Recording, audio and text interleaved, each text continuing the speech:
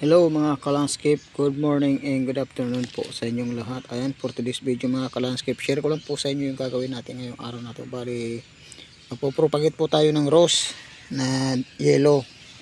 Bali, ano lang po to, ang proseso po nito, bali, ay siyo lang po natin dito sa empty bottle. Ayan, bali dito natin po siya paugatin. Tapos, bali, ilalagay po natin siya ng buhangin sa loob. Ito naman po yung buhangin na ilalagay natin sa loob. Bali, dito, ayan, bali, dito rin po natin itutusok yung rose na paugatin natin. Ayan, sana po mga ka-landscape, meron po kayong matutunan sa mga in-upload ko. Napaka-simple lang po nito. Kung gusto nyo po magparami ng halaman, kahit anong klaseng halaman. Marami na po akong na-upload sa kung paano mga halaman, kung iba-ibang klase ng halaman na pinapaugat ko kung sa iba-ibang paraan. Ngayon mga ka-landscape, umpisa na po natin na kung paano papaugatin itong rose na to. Ayan, sige po mga ka-landscape. Sana manood po kayo sa lahat ng ina-upload ko sa araw-araw. Ayan, sige po mga ka-landscape, tuloy muna natin yung pagkagawa natin na para paugatin yung halaman na rose. Ito na po mga ka-landscape, bali umpisa na po natin. Kailangan po tanggalin po natin yung mga basag-basag kasi yung pinagputulan natin. Ayan. Tapos bawasan po natin ng kunting dahon. Kasi ito po talaga hindi maiwasan na naglalagas. Ayan.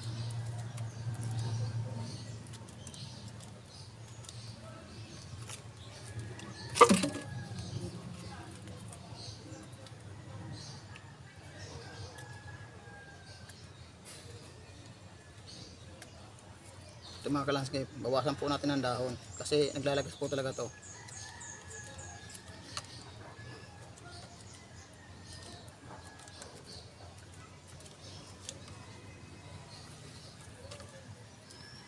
Uy, tinik.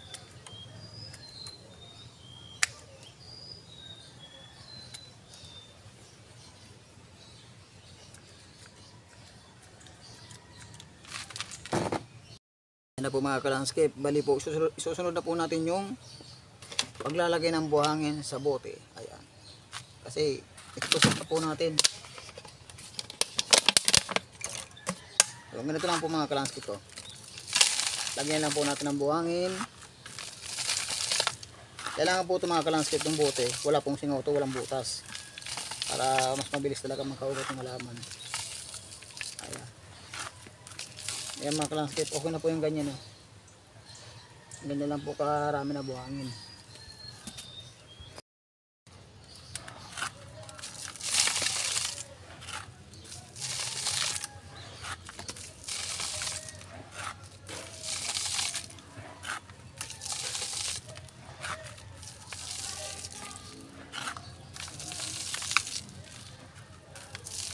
Ayan mga ka-landscape, bali tapos na po tayo maglagay ng buhangin sa bote. Ngayon po, pakita ko naman po sa inyo kung paano ilalagay yung sanga-sanga ng mga rose dito sa loob. Ayan.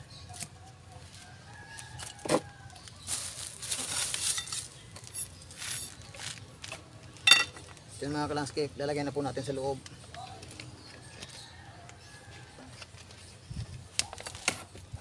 Wala po kayo ng stick para bumain yung.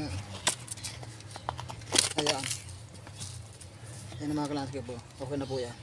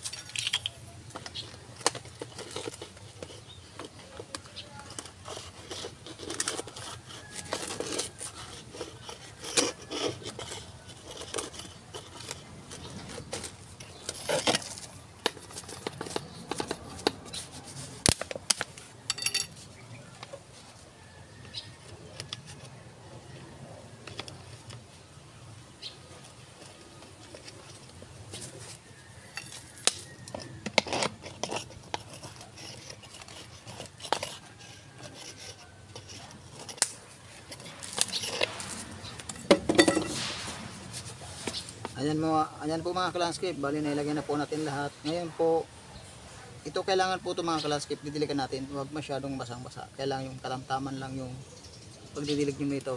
Kasi huwag masyadong, yung basang, mabasa lang po siya. Ayan, ngayon mga ka-landscape, bali didiligan po natin lalagyan na po natin ng tubig. Kailangan yung hindi kanong basang-basa.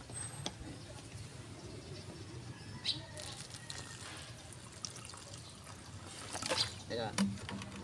Yan mga ka-landscape, pababayin lang na po natin.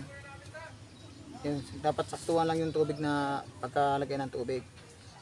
Ayan mga ka-landscape, ganyan lang po yung proseso niyan. Ayan. Tapos sabay takpan po natin mga ka-landscape. Kailangan walang butas yung bote. Ayan. Ayan. Ganyan lang po yung mga ka-landscape. Ngayon po, pakita ko naman po sa inyo yung may ugat na po siya, na isang buwan lang po siya na may ugat na po.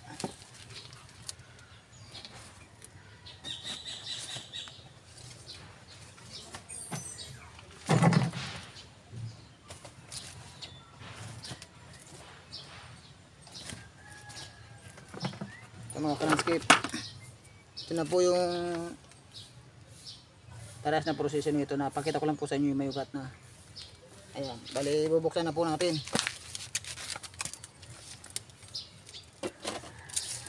Bubuksan na po natin ngayon mga ka-landscape yung may ugat na ganyan din po ay proseso.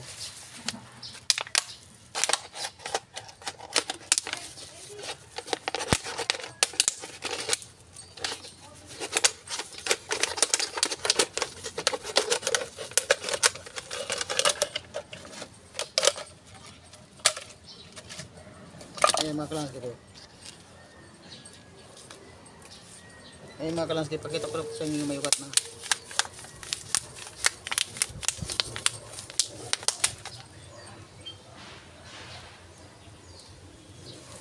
Ayan mga ka-landscape po. Ayan o. May ugat na po siya. Ayan o. Ayan. Ganyan lang po yung proseso niyan mga ka-landscape, kung paano magpaugat ng rose sa bottle na tinatawag po dyan ICU. Ayan. Ayan. Kuha pa tayo mga ka-landscape. Ito yung kanina na pinutol ko. Ayan. Ayan na po.